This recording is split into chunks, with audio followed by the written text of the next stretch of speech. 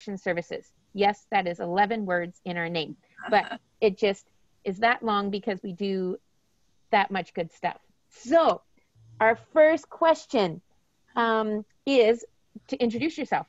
So who all are we talking to today? How about I point? So Kathy Fraser Square, who is in the square with you?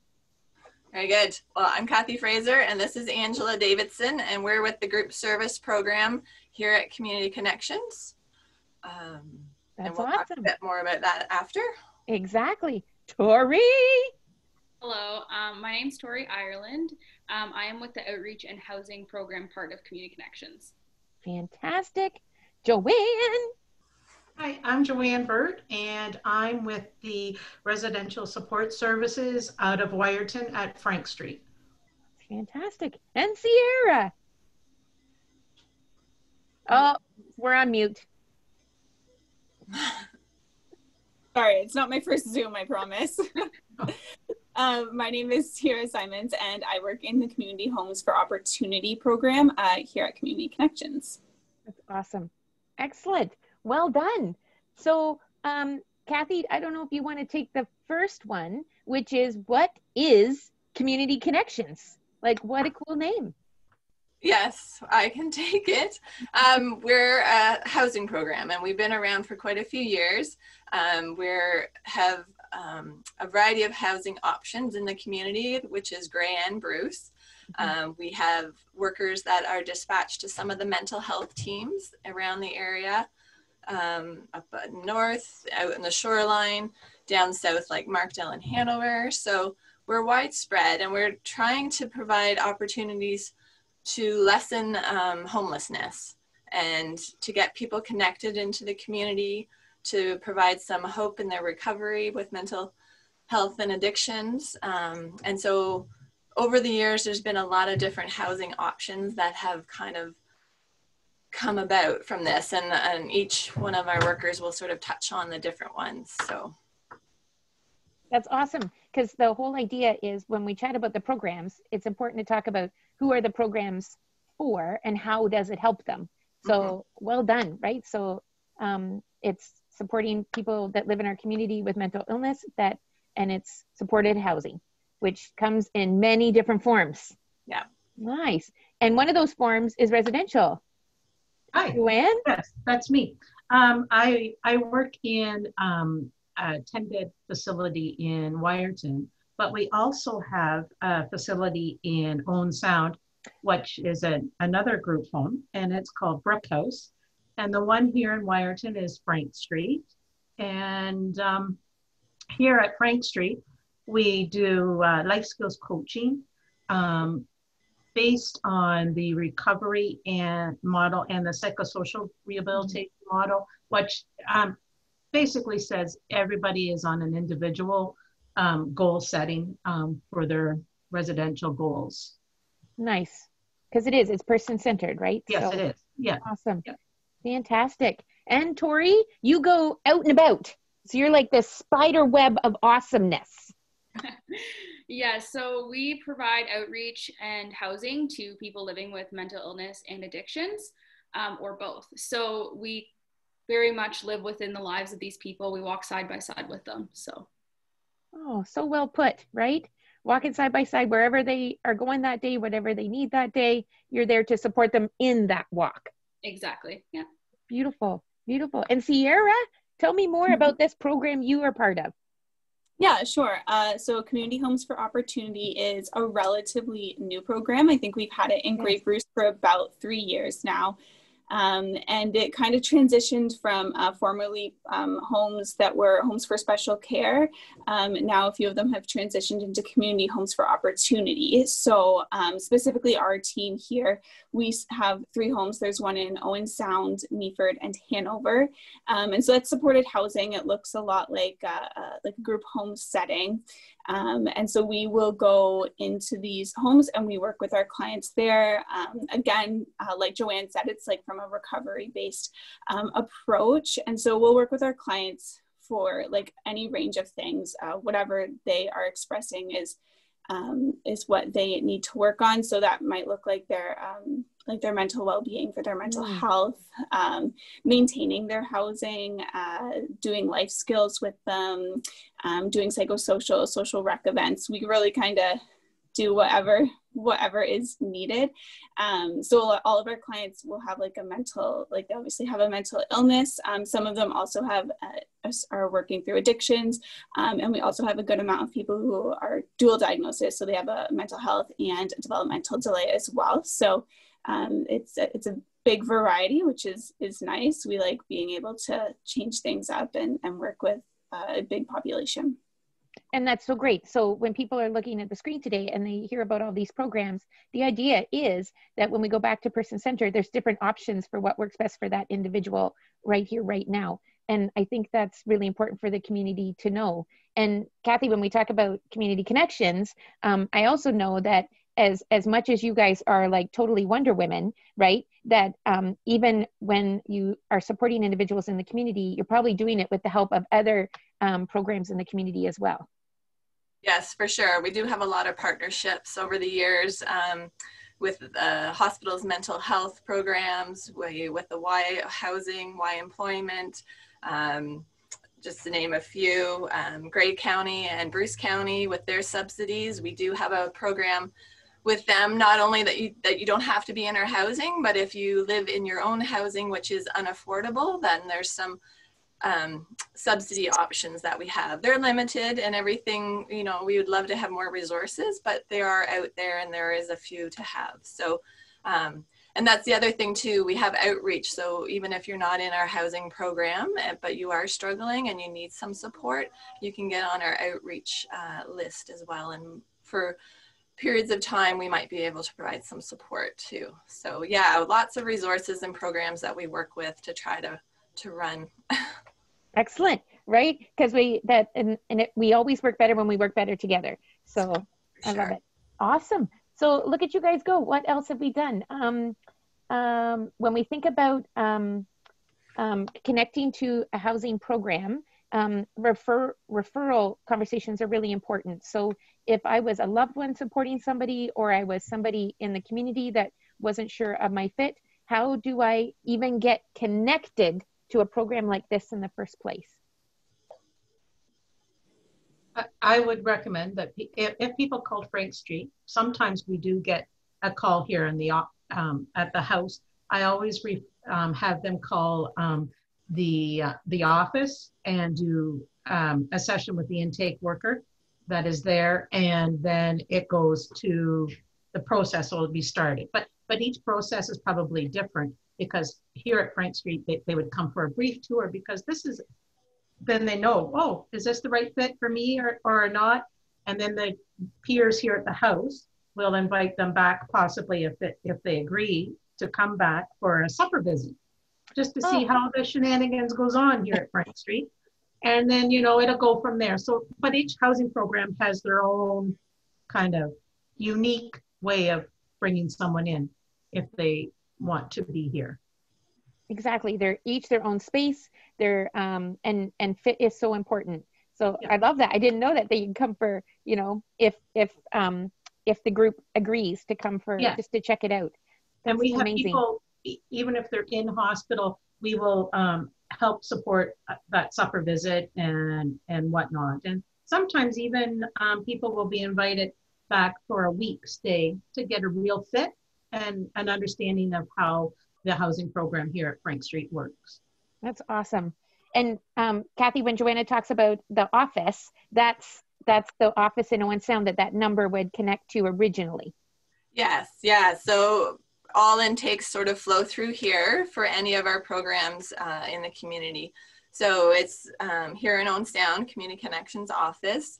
So there is a referral phone. It could be self-referral, or it can be referral from a mental health worker, support worker, family doctor, that kind of thing. And once we get the information, usually our intake worker will make a call and connect with that person to find out some more information and have that discussion, like Joanne said, to see what they're exactly looking for, and so that there's some back and forth, definitely. And it is a process. Unfortunately, we don't have a lot of apartments in our back pocket, so there is a bit of a time piece then. But in the meantime, sometimes we can provide some outreach or some group services to get them connected with other resources. So I love that. Right. Worker is great about connecting too. If we're not the only game in town, so she'll offer some advice for other options too. And so that's why, you know, we have an intake person to do those conversations, to ask those questions. And then it's like, I think of, we have 15 co-op students a year, but we always get together with an interview first because we want to make sure it's a good fit for everybody. We're loud, we have shenanigans, right? And not everybody fits there. So, and when you think about, again, you don't just have 15 available units at any one time. It's what can we do in the meantime to help that person stay safe and stay well. Nice. So in terms of units, is that something, what are we talking, like we think of all the different parts of the community that you guys have fingers in, right? So when we think of outreach and apartments like Frank Street and Brook Street, and then folks through community connections, we're talking hundreds of folks in our community are being supported right now today in Grey Bruce, which is fantastic. Yes. Yeah, between all the housing options and outreach support, we do, you know, service quite a few individuals. I'm not sure the exact number right at this moment, but yeah, for sure. Because we're, like I said, in the shoreline up towards Wyerton and north of that. Sometimes we have connections in Meaford, Markdale, Ayton, like down that way. Teeswater, I think, as far as that way south. So sometimes we do outreach in Lions Head, and we've gone as far as Tobermory at times too, if there's a person that needs outreach housing support up there. That's awesome. That's awesome. I bet you if you sat down and put pen to paper, oh my gosh, hundreds of people that you guys have a relationship with in some way. Right on. I love that. And speaking of relationships, you guys as a collective have a long history of being super creative in how you support individuals that come into contact with Canadian mental health. So I think of things like even the Puck Pig hockey team. And we think about support isn't always about a roof over our heads. Obviously, that's a big base of our support. But we think of the other ways that we build relationships. Yes, for sure. And that's part of our group services program, but all of us within housing, we all support each other with different social rec, life skill, wellness programs. And Angela will maybe talk a little bit more about some of those.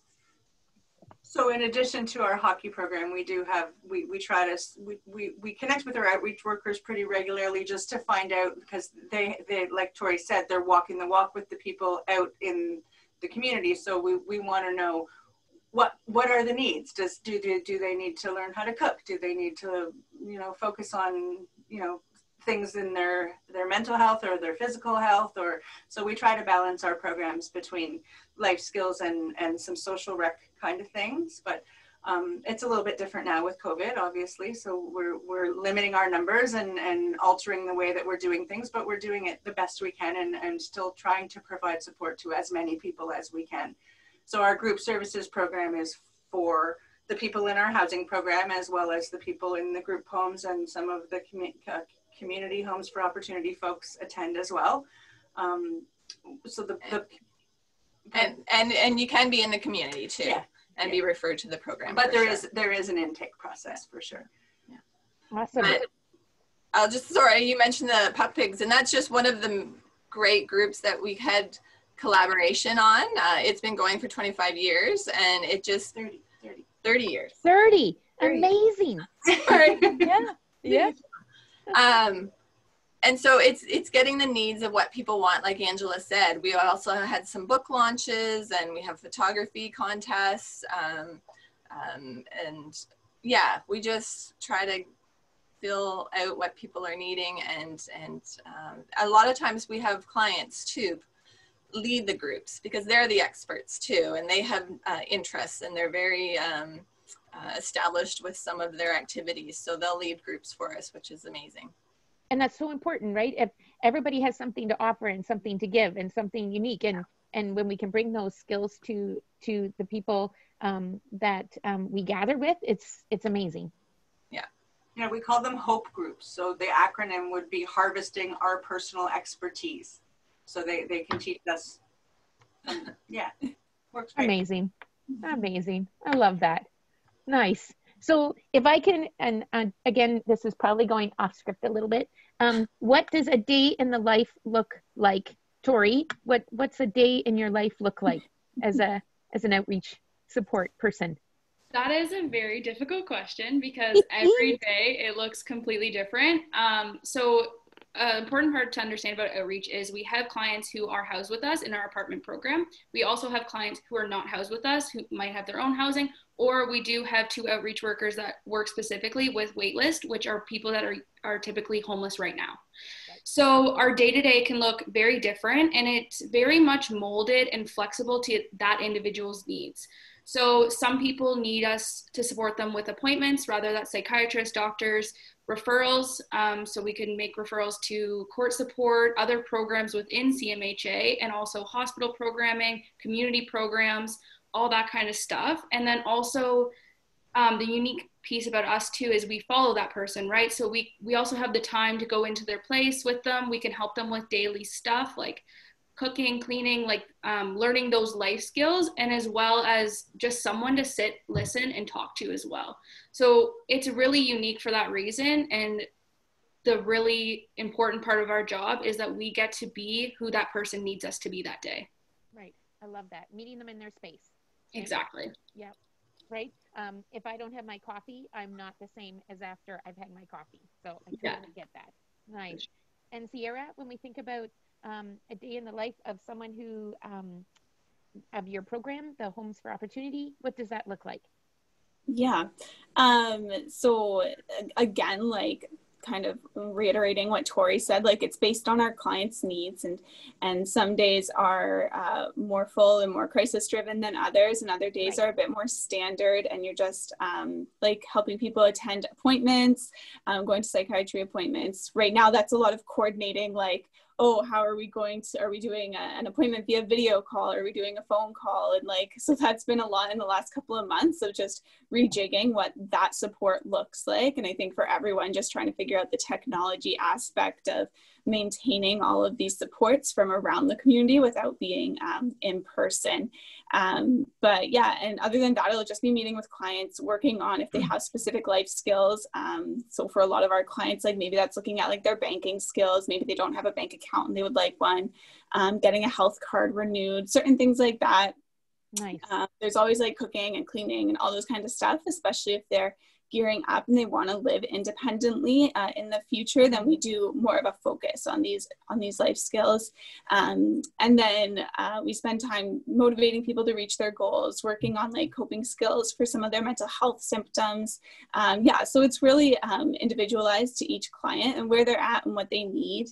Some of our clients are very independent, and that's great. So we don't see them as frequently, just because they don't need to see us as frequently. And some of our clients we're seeing multiple times a week, just because they do need those more frequent check-ins. And yeah, so that's kind of a day in a life. I love that. I love that. And Joanna, you're still doing face-to-face. So that's why Zoom is new for you, because you're not meeting your folks by Zoom. Yeah, we come to our folks' home, and this is where we are for our shift. And we support them in whatever they need to learn that day or to accomplish for themselves, be appointments, recreation, life skills. Everything is individualized, but we also try to foster a family environment where people will support each other and help each other out. And as a residential worker in a group home, Brook House and Frank Street, we also have responsibilities with maintenance of the house and upkeep. So we try to teach some skills around that too. And so some of the staff time will be spent doing a lot maintenance and upkeep as well. Nice. Yeah. Right on. Right on. Holy smokes. So this is fantastic that our community gets to hear about these programs, which I always say, you only know what you know till you know it. And the reason we're doing this is, I think when people know that these programs are available and these awesome folks are out there every day in our community connecting with folks, whether it's multiple times a week or 1 or 2 times a month, or every day as part of their daily living, or doing fun stuff to feel connected and productive. This is what we want the community to know, because I think we sometimes don't learn about these programs until we're almost past needing them. And I think it's just so helpful when people know ahead of time that these programs are available, how they can help, and how to connect with them. So our last thing is always, so Miss Angela, if you could give one piece of advice to somebody in the community that's maybe living with mental health issues or is supporting somebody living with mental health issues, what would that piece of advice be? I think just be yourself and just ask the questions. I think people are afraid to seek things because they think they're the only one, or nobody else feels like this, or that kind of thing. So just seek it out. Nice. I always say life is what you make it. Make it good. Ooh, I like that. And Kathy? Yeah, I would say just keep trying. That there's resources out there that are helpful. Some you have to just try and they won't work, but some will. And hopefully you'll get the right fit for you, because there are a variety of programs, and we're here to help. So. Nice. Right on. Keep trying. I love that. Tori? Well, since I'm an outreach worker, I'll say reach out. I think that there's no problem that your outreach worker cannot support you with. We work as a team at Community Connections, and we can always refer you. We can always make suggestions. Sometimes problems feel really big and scary when we deal with them on our own. So definitely reach out to your family, your community, your supports, everything like that. And we can give you a bit of a wraparound support for whatever you're dealing with. Oh my gosh, you're part of outreach, and your word of advice is reach out. Oh, so well done. Nice. Sierra, you got to follow that.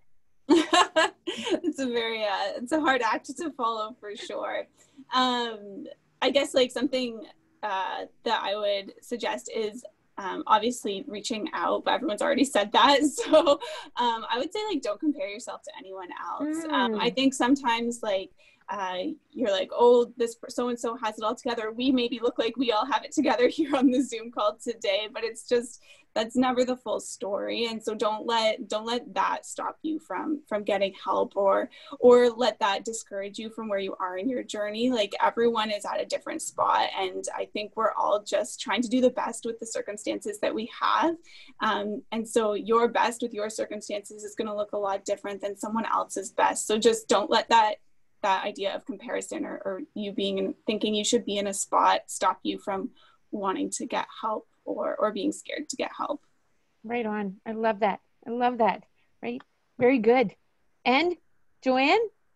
I have given people advice over the years that I've worked here at Frank Street. And I usually say to people that you are the driver of your own bus. Ooh. And you know what? I would be quite happy to jump on as a passenger, and I will ride this ride along with you for as long as you want me to. And I know that I'd like to say that CMHA, I think as I read through policies and stuff, has that same philosophy. And I think also I tell people that if they've been diagnosed with an SMI, it's only a little part of you. Don't let it become the whole you. The world is out there. You can get what you want out of the world. So let's do it. Oh my gosh, that's fantastic. Holy smokes. So look at all of this stuff we have talked about and learned about today. Is there anything I missed that you wanted to bring up or talk about, or? I would just say maybe share your ideas, because like you said, we are always trying to evolve and change programming and fit to what the community folks' needs are. So yeah, you could always give us thoughts and advice. We're always open to it in all of our programs too. Nice. Excellent. Excellent. Well done. And oh, sorry, Jackie. I yeah. also think it's important to mention our wait list. We do have one, and it is big, but it also acknowledges the need and crisis that someone may be dealing with, and that can also alter how fast you receive a service or things like that. Especially because of COVID-19, we've definitely seen a spike in homelessness and just people staying housed and the issues that they're facing with that. But please don't let that discourage you, because like I said, it can very much change, and we can still like offer outreach or groups, or, you know what I mean? We always have support in the meantime to kind of refer you to or offer. Awesome. And so well said, because a day can change, a person can change, funding can change in a moment's notice. So always keep connected. If you're on a list, keep in contact with the folks you connected with in the first place. If things change for you, make a call back to let people know that. Absolutely. One thing about COVID is I've always talked about our triangle of mental health, that the majority of us are at the bottom, we're doing okay, right? We got up this morning, we put pants on, we brushed our teeth, we did our thing. And then in the middle is kind of the stuff we're dealing with, right? Whether we just lost somebody really close to us, or a relationship has ended, or we lost a job, whatever that is that can cause us to kind of feel wonky for a little bit. And then at the top of the triangle is those of us who live with a diagnosed mental illness, and the things that we need and the people that we need, and how COVID-19 has actually taken the triangle and flipped it upside down. And that 70% of us are finding it really tricky right now, regardless of whether we had a mental illness diagnosis before or not. And so this is the time of our lives when information is our superpower. And the more we know, and the more we know about programs and the people behind them, and what the best fits are and how to get connected, that's our superpower. And that's what we all need right now. So well said. Awesome. Okay. Well, with that, I think the last thing I had was something fun about you. What's something super fun? Because you're all fun people. Oh, who's starting? I'll go. Nice. I can speak fluent Pig Latin. Oh. New. Oh my goodness. Can you say something in Pig Latin? Tell me what to say, I'll say it. Tell me what to say. Alte ime atwe ute ese. That's fantastic. Kathy, you can't beat that. I know, I can't. A fun fact, I have a double walking around that looks like me. I'm a twin. Oh, There we go. Right. I love that. And Tori? I'll go with, I have 13 goats. I'm a proud little goat farmer. And they're all expecting babies in December. So maybe we'll have to do some goat yoga or something like that, but super fun. Are they Alpine Sonnens? No, they're boar goats. Okay. How fun. I love it. And I will try goat yoga. Nice. Sierra? I will go with, I've only lived in Owen Sound for about 1.5 years now, but I lived in New Brunswick before, so that was fun. Nice. Oh my gosh, right on the ocean and all that fish. Yeah. Lots of fish. Okay, Joanne. Oh, something fun about myself. Oh dear. I'm learning how to play like a child again. I'm playing with my grandson. So I think that's fun to explore again through the eyes of a child. That is awesome. I love that.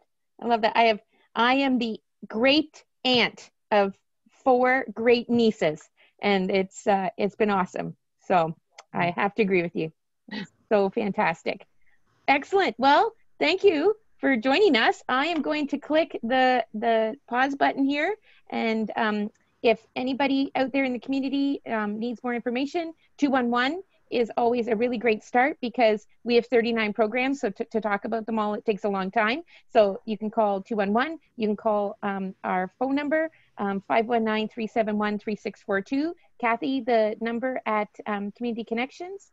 519-371-2390. Excellent.